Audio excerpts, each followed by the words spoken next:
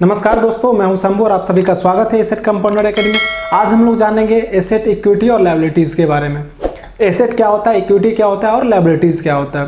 देखिए, अगर आप बैलेंस शीट चेक करना चाहते हैं या बैलेंस शीट रीड करना चाहते हैं तो आपको एसेट, इक्विटी और लायबिलिटीज़ के बारे में पूरी जानकारी होनी चाहिए। सबसे पहले हम एक एग्जाम्पल देख लेते हैं एसेट, इक्विटी और लायबिलिटीज़ का। राइट, एसेट, इक्विटी और लायबिलिटीज़ होता क्या है। आपने एक घर देखा जिसका प्राइस है 1 करोड़, ठीक है, जिसका प्राइस है 1 करोड़। अब क्या होता है, जैसे हम नॉर्मली जब जाते हैं फ्लैट वगैरह देखने, ठीक है, तो क्या होता है कि अगर हमारे पास उतना है इतने कि हम एक ही बार खरीद ले, तो उसमें क्या होता है कि जैसे बिल्डर्स वगैरह होता है तो वो आपको एक ऑफर देता है। ऑफर क्या देता है कि ये 1 करोड़ का, मान लीजिए कि ये घर है, 1 करोड़ का घर है। वो आपको बोला कि अगर आप 20 लाख रुपए पेमेंट करते हो, ठीक है, 20 लाख रुपए पेमेंट करते हो तो मैं आपको 80 लाख रुपए फाइनेंस करवा करके ये घर मैं आपको दे सकता हूँ। राइट, तो यहाँ घर का जो प्राइस है, ऐसे टोटल जो एसेट है कितने का है, 1 करोड़ का है। आप पेमेंट कितना कर रहे हैं, 20 लाख रुपए। अगर आप फाइनेंस कितना पे करवा रहे हैं, 80 लाख पे। तो देखिए यहाँ पे जो एसेट, इक्विटी और लायबिलिटीज क्या हो जाता है। तो एग्जांपल इसलिए मैं आपको बता रहा हूँ कि एसेट, इक्विटी और लायबिलिटीज होता क्या है। तो एसेट में हो गया, जैसे मान लीजिए ये जो घर है उसका जो ऑल ओवर कॉस्ट है कितना है, 1 करोड़ का है। तो ये 1 करोड़ क्या हो गया, ये एसेट हो गया। क्या हो गया, ये एसेट हो गया। ये 20 लाख जो ऑनर ने पेमेंट किया है, ठीक है, डाउन पेमेंट किया था, ये क्या हो गया, इक्विटी हो गया। जो 20 लाख पेमेंट किया वो क्या हो गया, इक्विटी हो गया। ये 80 लाख जो फाइनेंस कर रहा है वो क्या हो गया, लायबिलिटीज हो गया। क्या हो गया, लायबिलिटीज। अब इस घर पे ऑब्लिगेशन कितना है ऑनर का, 80 लाख का। जब हम लोग बैलेंस शीट चेक करते हैं तो वहां पे रहता है कि एसेट, इक्विटी और लायबिलिटीज होता है। इसका एक फॉर्मूला होता है, एसेट इक्वल टू क्या हो जाता है, asset equal to equity plus liability. अब देखिए asset equal to equity plus liabilities कैसे होगा। अभी मैंने आपको बताया था एग्जांपल में, 1 करोड़ का घर है, 20 लाख क्या किया है ओनर ने खुद पेमेंट किया है, 80 लाख क्या किया है फाइनेंस कर रहा है। तो यहाँ पे एसेट कितना हो जाएगा, 1 CR, ठीक है, इक्वल टू। अब देखिए इक्विटी क्या बताया था मैंने, इसे हम लोग इक्विटी बोलते हैं, इसे हम लोग एसेट बोलते हैं।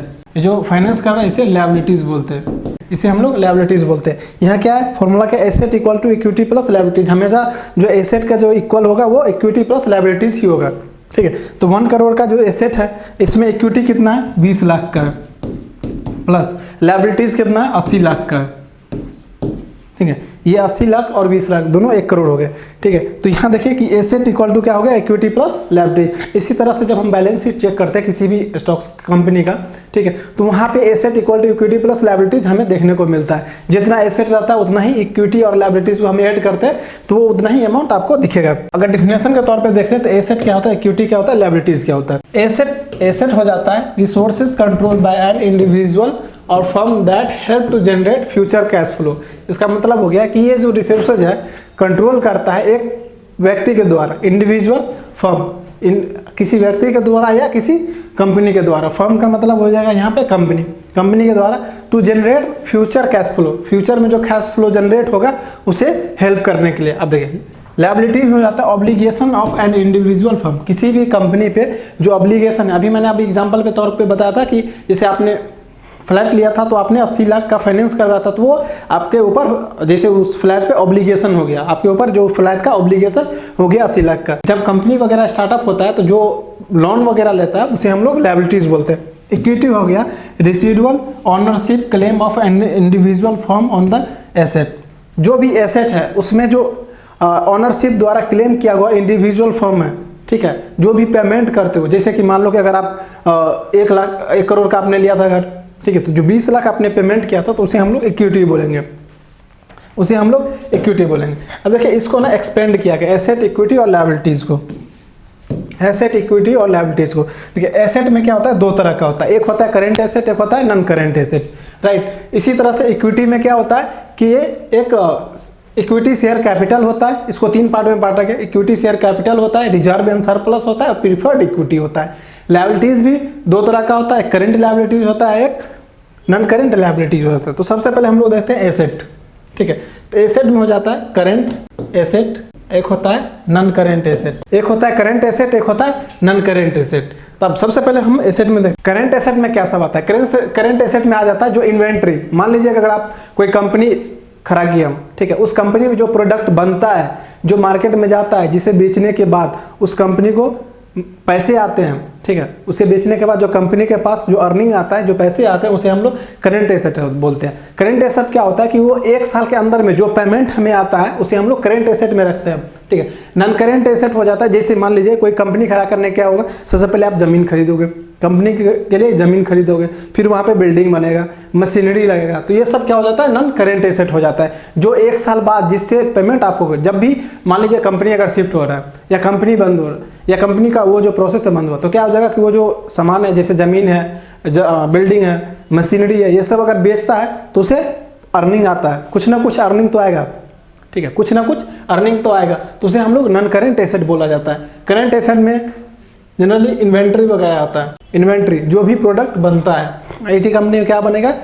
आईटी कंपनी में क्या बनेगा, सॉफ्टवेयर बनता है। मान लीजिए पेन बनाने वाले कंपनी में क्या बनेगा, पेन बनेगा, साबुन बनाने वाले कंपनी में साबुन, सर्फ बनाने वाले कंपनी में सर्फ, कपड़ा बनाने वाले कंपनी में कपड़ा, तो वो इन्वेंट्री जो भी होता है करंट एसेट में आ जाता है। नॉन करंट एसेट में आ जाता है, जैसे लैंड हो गया, ठीक है, लैंड हो गया, बिल्डिंग हो गया या मशीनरी हो गया, ठीक है, ये सब क्या होता है, नॉन करंट। करंट एसेट में क्या होता है कि जो 1 साल के अंदर जो पेमेंट आता है, 1 ईयर के अंदर जो पेमेंट आता है उसे हम लोग करंट एसेट में रखते हैं। नॉन करंट एसेट में होता है जो 1 साल के बाद, ठीक है, 1 साल के बाद जो पेमेंट आता है उसे हम लोग नॉन करंट एसेट में रखते हैं। इसी तरह से देखिए, सबसे पहले हम लायबिलिटीज का देख लेते हैं। लायबिलिटीज भी 2 तरह का होता है, एक होता है करंट लायबिलिटीज, एक होता है नॉन करंट लायबिलिटीज। अब देखिए, लायबिलिटीज 2 तरह का होता है, एक होता है करंट लायबिलिटीज, एक होता है non current liabilities. Current liabilities और नॉन करंट लायबिलिटीज को हम लोग सबसे पहले समझ लेते हैं। देखिए, करंट लायबिलिटीज क्या होता है, मान लीजिए अगर आप लोन लिए, ठीक है, 10,000 का लिए, एज ए एग्जाम्पल बता रहा हूँ, ठीक है, ये फिगर मैं इसलिए बता रहा हूँ कि आप समझ जाओ। अब बैंकर ने बोला कि आपको 200 रुपये पर मंथ इसका इंटरेस्ट केवल पे करना पड़ेगा।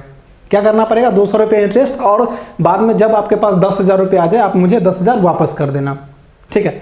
तो यहाँ पे क्या हो जाएगा, जैसे 200 क्या है कि आपने लिया, जो भी अमाउंट लिया उसका जो इंटरेस्ट पे कर रहे हैं, तो इंटरेस्ट क्या हो जाता है, वो करंट लायबिलिटीज में हो जाता है। इंटरेस्ट क्या होता है, वो current liabilities. Non current liabilities में यहाँ क्या हो जाएगा, जो आपको प्रिंसिपल अमाउंट जब आपके पास होंगे, जब आप रिटर्न करोगे, उसे नॉन करंट लायबिलिटीज बोला जाता है, उसे नॉन करंट लायबिलिटीज बोला जाता है। तो यहीं पे देखिए, लायबिलिटीज 2 तरह का होता है, करंट, एक नॉन करंट। इसमें भी क्या होता है, जो विदिन 1 ईयर के अंदर जो पेमेंट हो रहा है, ठीक है, उसको हम लोग करंट लायबिलिटीज बोलते हैं। जो 1 साल के बाद पेमेंट हो रहा है उसे हम लोग नॉन करंट लायबिलिटीज हो जाता है, ठीक है। अब इक्विटी 3 तरह में डिवाइड किया गया, ठीक है।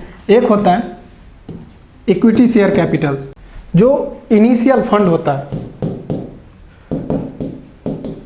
इनिशियल फंड जो होता है, ठीक है। इक्विटी शेयर कैपिटल क्या होता है, जो इनिशियल फंड, मान लीजिए मैंने अभी आपको बताया था कि अगर आपने घर खरीदा तो 20 लाख रुपए आपने पेमेंट किया, ठीक है, तो आपने इक्विटी में पेमेंट किया। अब देखिए, उस 20 लाख में आपने क्या किया कि इक्विटी शेयर कैपिटल में, ठीक है, वो 3 तरह का होता है। एक होता है इक्विटी शेयर कैपिटल, जो इनिशियल फंड आपने दिया, ओनर ने दिया, उसमें अब मान लीजिए कि आपने 20 लाख का लिया, तो 20 लाख में आपने क्या किया कि 20 लाख में आपने क्या किया कि 15 लाख रुपए आपने खुद पे किया, अब 5 लाख रुपए अपने दोस्तों से लेकर के पे कर दिया, लेकिन आपने बिल्डर को पे किया, तो बिल्डर को तो पता है कि आपने पे किया, आपने अपने खुद के पैसे भी लगाए, अपने दोस्तों से भी ले लिया, ठीक है। तो ये हो गया इक्विटी शेयर कैपिटल, जो आपने खुद के लगाए, ठीक है।